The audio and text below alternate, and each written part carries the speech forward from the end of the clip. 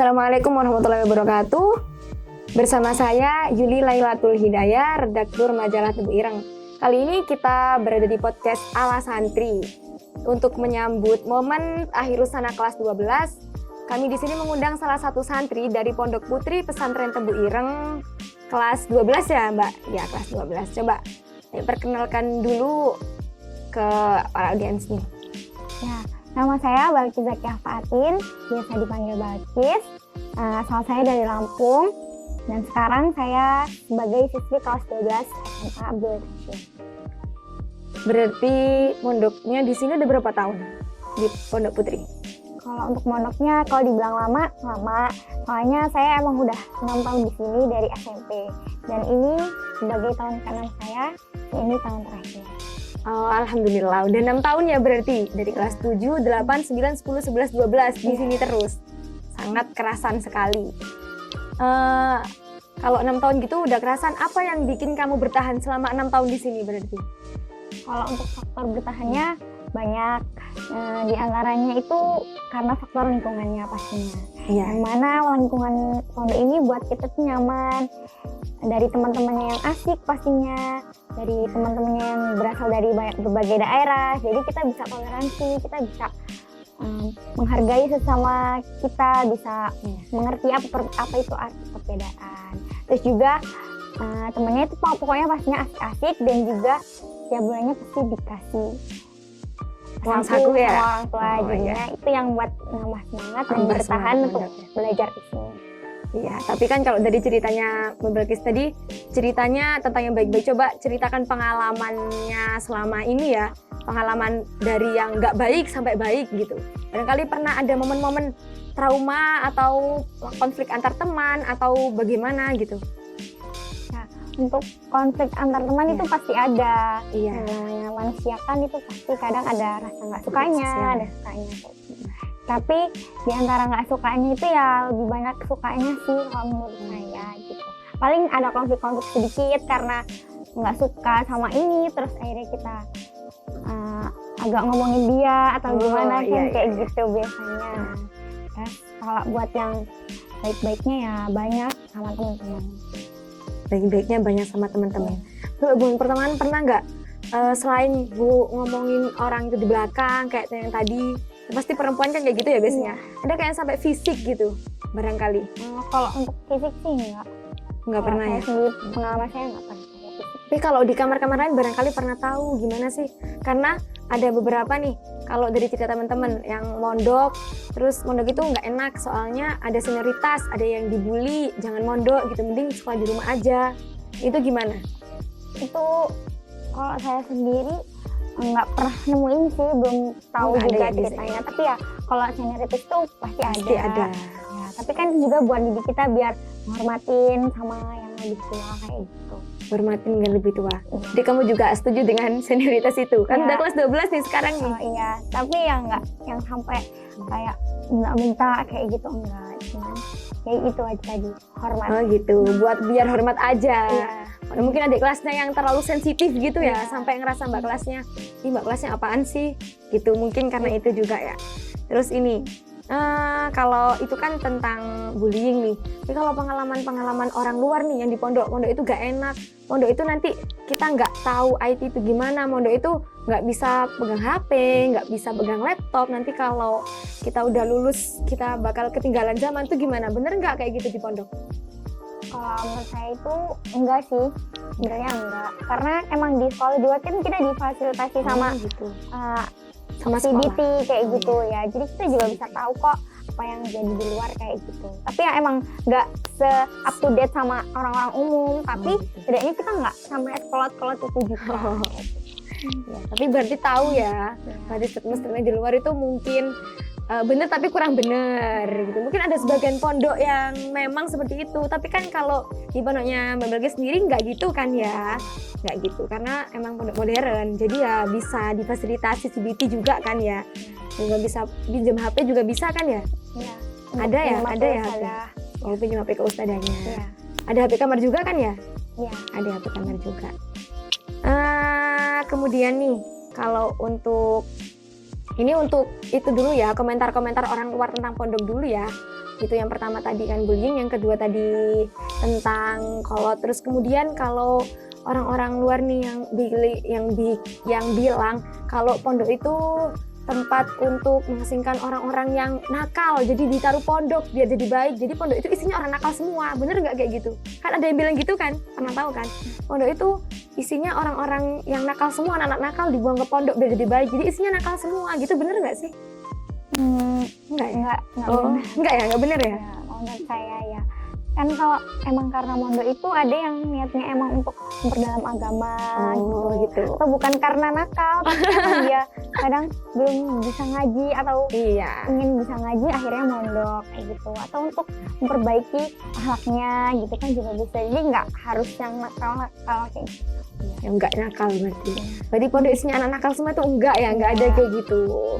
Jadi isinya pondok itu emang orang-orang yang niat, bener-bener niat.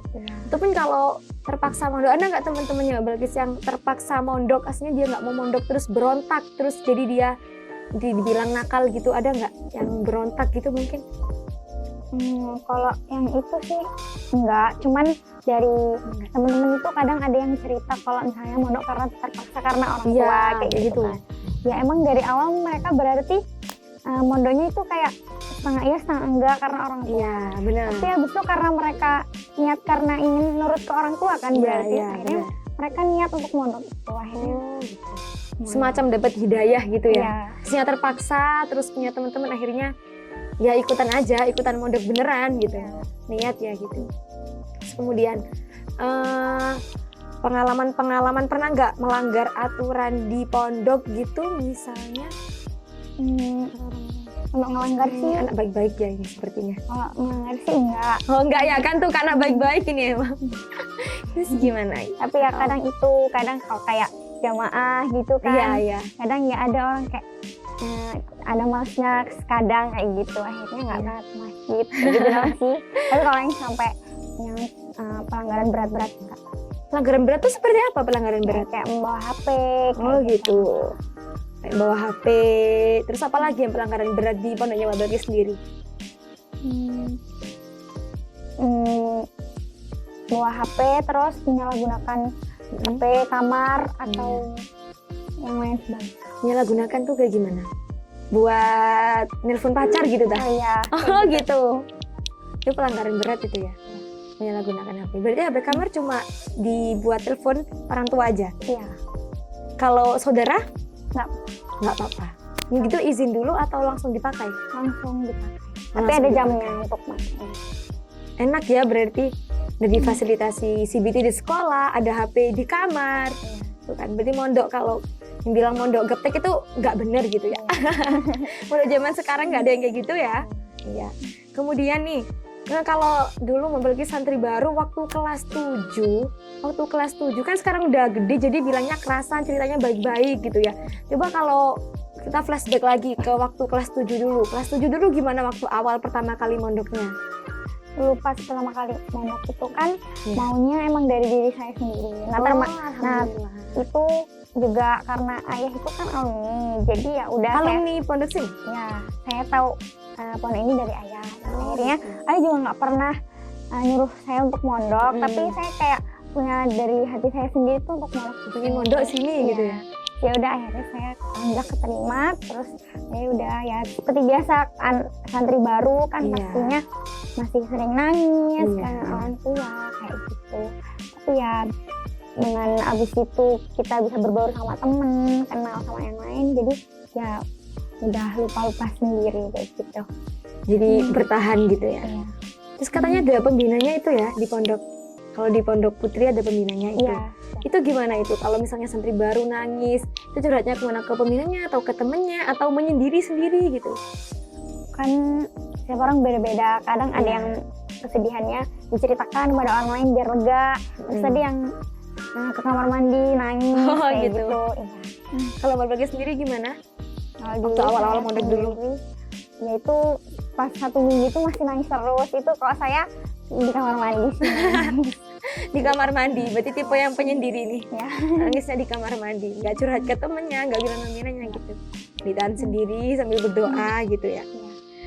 gitu. Terus kalau dari teman-teman barangkali ada ceritanya yang pertama kali mondok, terus ada yang kabur, terus ada yang sampai nangis di depan orang, cari perhatian gitu. Ada nggak dulu waktu teman-teman awal kali mondok? Iya ada, sampai waktu itu pas saya kelas 7 tuh ternyata banyak banget yang kesurupan. Kesurupan? Iya. Tapi ternyata kesurupan itu kayak cuma dibuat-buat Oh, gitu. alah, pura-pura. Iya, biar orang tuanya itu nyambang. Oh, gitu. Iya. Jadi pura-pura gitu. Iya. Biar sabang, biar pulang. Iya. Berarti drama ya? Banyak ya yang drama itu? Sekamar sendiri gitu? Ya kamar juga ada dulu. Kamar juga gitu, drama biar dijemput orang tuanya, biar pulang gitu. Tapi balik kan, bukan sampai boyong kan? Ya Balik kok, alhamdulillahnya balik ya. Kemudian untuk, saya mau tanya ke pembinanya nih, gimana sih kalau pembinanya di Pondok Putri sendiri tuh gimana kalau menurut Mbak Balkis? Enak nggak mondok yang ada pembinanya sama nggak ada pembinanya itu gimana sih? Kalau buat yang ada pembinanya itu menurut saya tuh kayak lebih enak gitu. Kalau misalnya ada darurat kan HP kamar juga cuma satu, jadi Iya. gantian Gantian, siapa orang. Dan kalau misalnya ada darurat dari orang tua, jadi gimana cara nyampeinnya kan kita nggak tahu itu. Jadi pakai peran ustadzah itu penting gitu kalau menurut saya, untuk nyampeinnya kalau masih dari orang tua kayak gitu. Sekamar berapa orang sih? 32. 32. Berarti kamarnya besar ya? Iya. 32.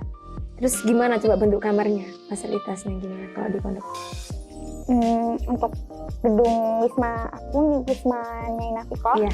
itu ranjang, jadi tidurnya ranjang 2 tingkat. Oh, ranjang 2 Atas tingkat Iya. gitu. Ranjang 2 tingkat, terus 32 berarti bagi 2 gitu. Iya. Jadi besar ya kamarnya. Terus ada kamar mandinya di mana? Di dalam kamar juga Di dalam kamar. Enak sekali. Ada kipas anginnya? ada. Ada AC-nya? Nggak ada. Oh, nggak ada. Ada kipas anginnya. Ya, Ada kulkasnya juga? nggak ada. Nggak ada. Enak banget ya berarti mondok. Terus untuk peran pembina selain untuk menyambungkan komunikasi antar orang tua ke santri, bagaimana kalau menurut Mbak sendiri? Untuk itu kan biasanya tuh diadakan malam khusus yang untuk ngobrol bareng gitu sama ustadzah. Itu bisa ngebahas tentang fikih-fikih atau tentang permasalahan kayak gitu, kita bisa ngomongin sama ustadzah kayak gitu. Jadi ada tempat sharing kita gitu. Tempat sharing untuk media komunikasi biar nambah ilmu, terutama ilmu fikih. Terus tempat sharing itu aja. Selain itu apa? Sepertinya pembina itu kadang menurut beberapa santri itu tidak ada pengaruhnya sama sekali. Menurut beberapa santri pengaruhnya ya cuma itu aja, cuma media untuk fasilitator. Ya. Untuk beberapa santri itu pengaruhnya pasti beda-beda kan? Ya. Beda-beda kan? Ada mau ada tambahan lagi untuk peran pembina barangkali kalau di Pondok Putri sendiri gimana? Nah ya udah itu tadi aja sih kalau menurut Itu saya. tadi aja. Ya. Kemudian kalau untuk hubungan antar teman gimana Mbak Balkis? Baik-baik aja? Atau kalau dari Mbak Balkis sendiri pernah ada konflik antar teman yang bikin trauma terus nggak berteman sama sekali? Bukan kalau perempuan kan gitu. Kalau perempuan kan ada yang ngomong di belakang terus nggak temenan ya nggak temenan sama sekali, gitu kan?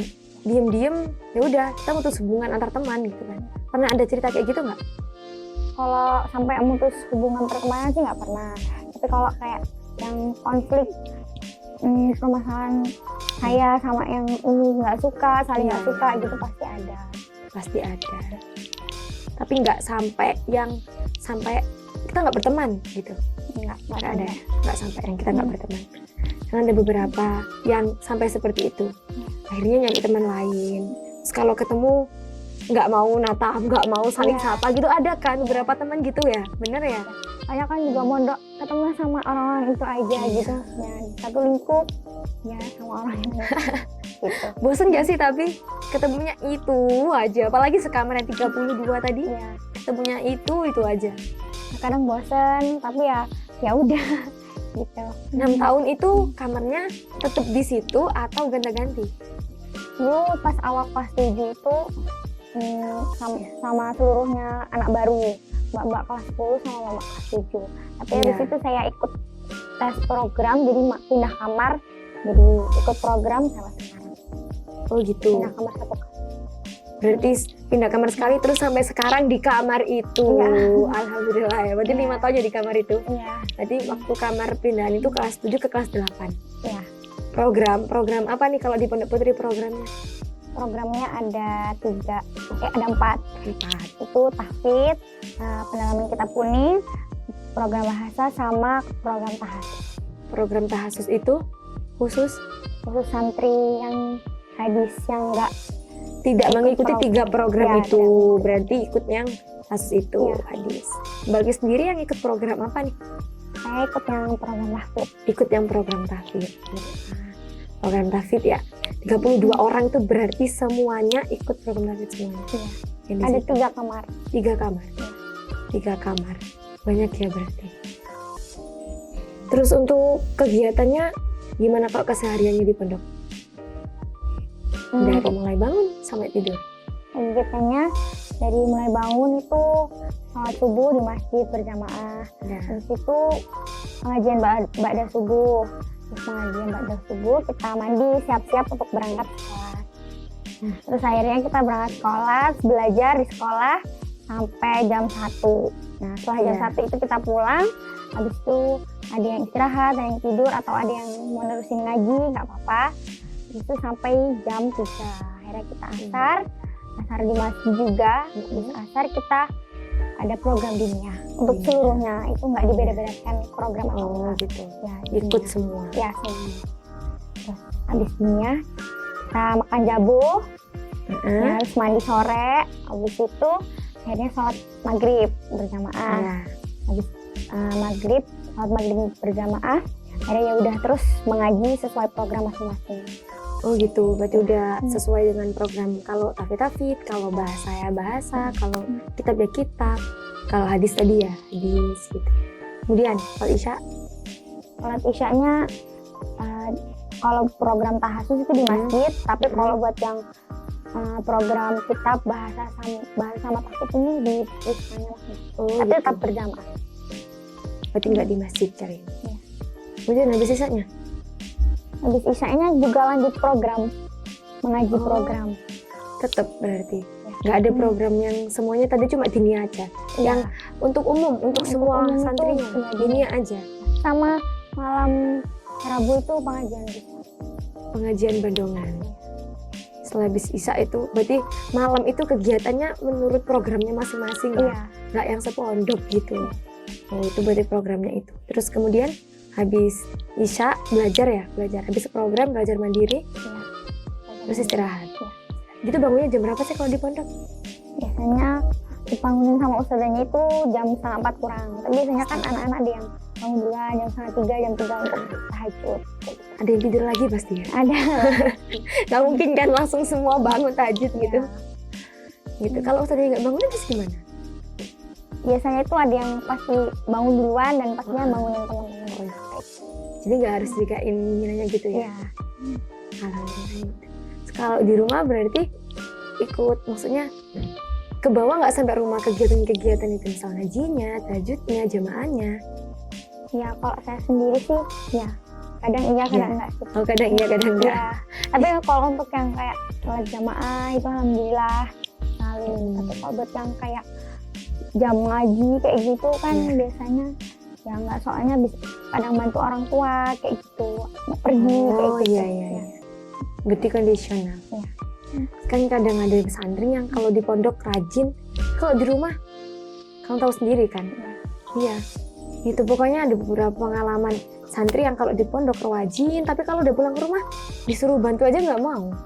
Sholat aja harus nungguin diingetin orang tuanya. Itu kan ada ya. Makanya beberapa orang luar tuh sampai nggak mau mondokin anaknya karena apa sih mondok sama aja. Sama aja kalau di pondok aja rajin, tapi kalau di rumah ya nggak ada efeknya. Gitu. Itu mungkin karena apa sih? Pondoknya kurang lama atau apa sih? Bukan kurang lama ya, berarti mungkin dia emang kurang serius kayak gitu sih. Kurang serius. Tapi salah satu teman ada yang gitu nggak?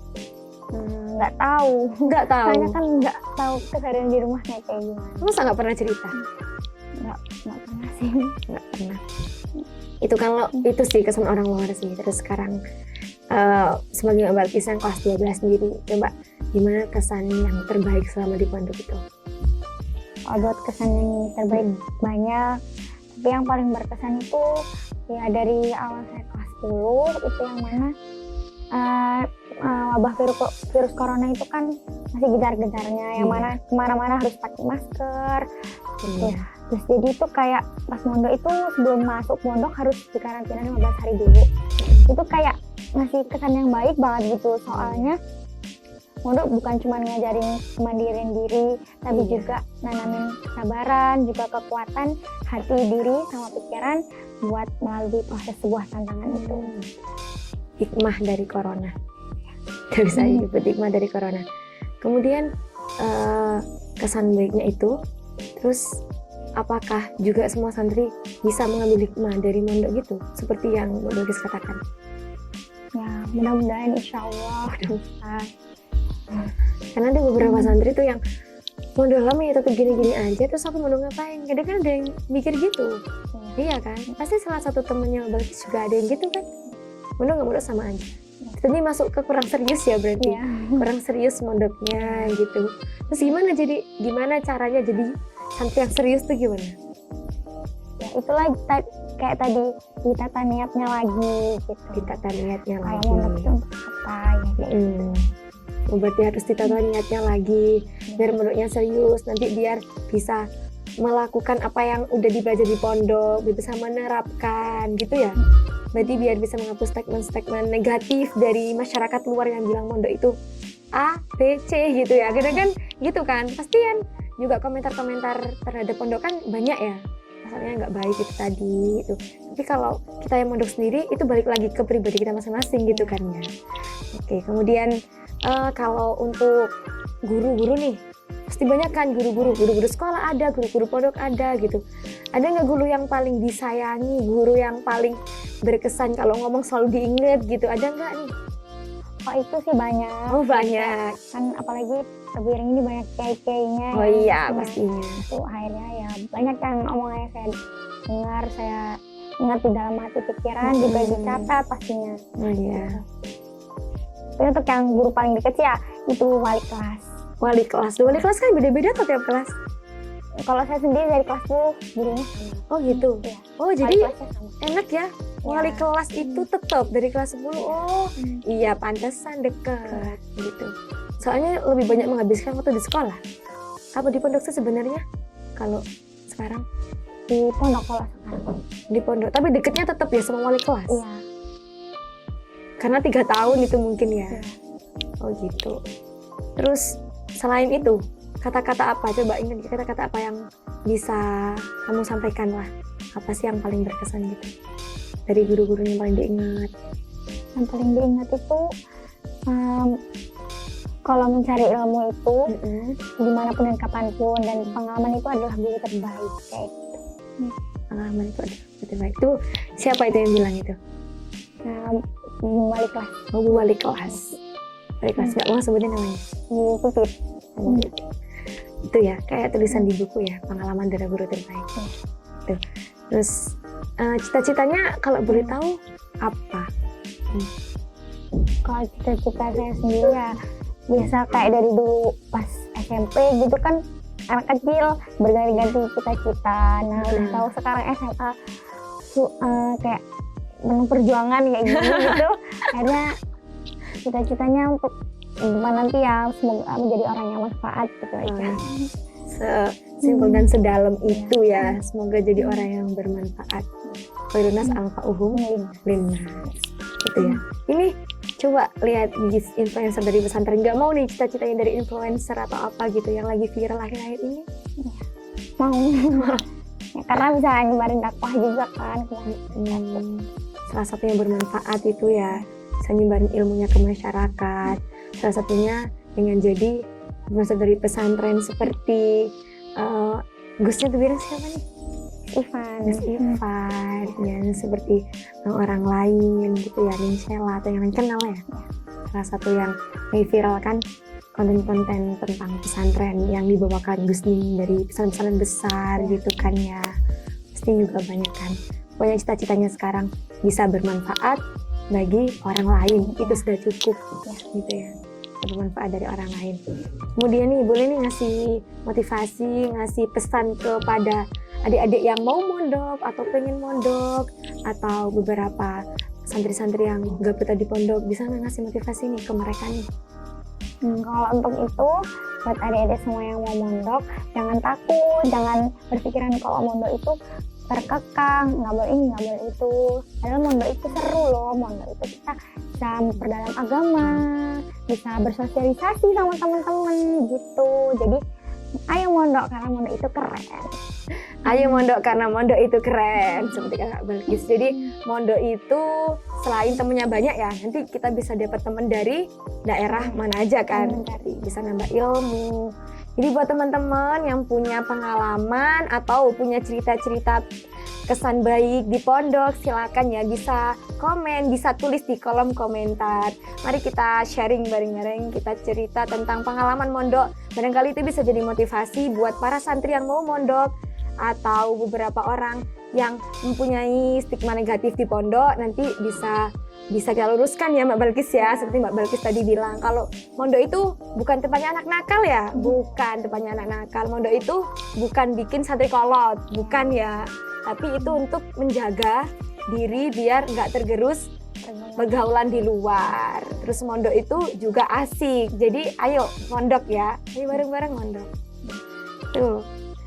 Tuh sekian percakapan saya dengan Mbak Balkis sore ini.